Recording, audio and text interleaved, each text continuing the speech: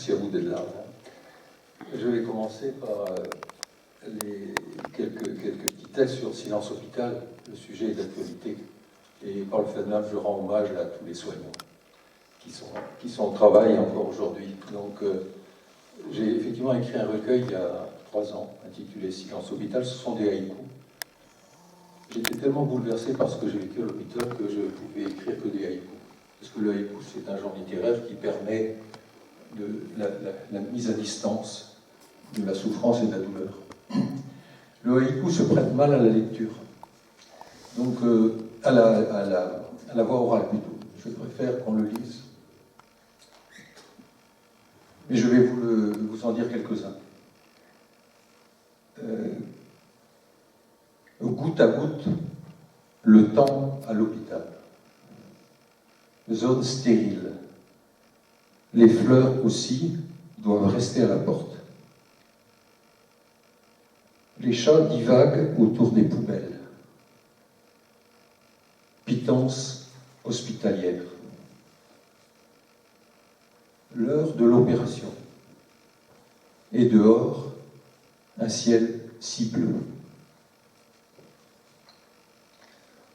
Au-dessus des toits, ignorés des malades, la pleine lune.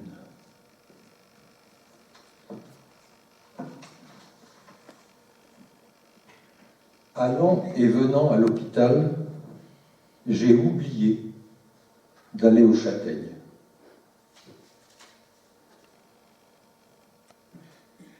Ils blaguent, les brancardiers, partant vers le bloc opératoire.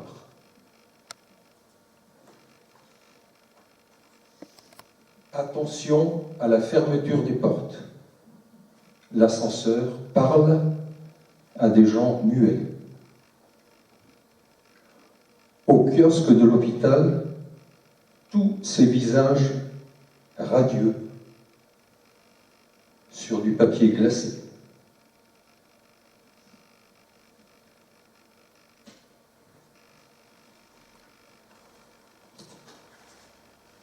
Sur le lino luisant, un malade menotté à sa perche,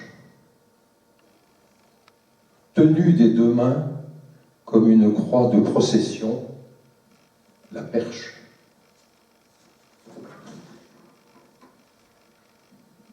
Faire la moue devant l'émincé de poulet. L'aide soignante gronde. C'est dimanche. Est-ce de la crème chantilly dans la poche de perfusion?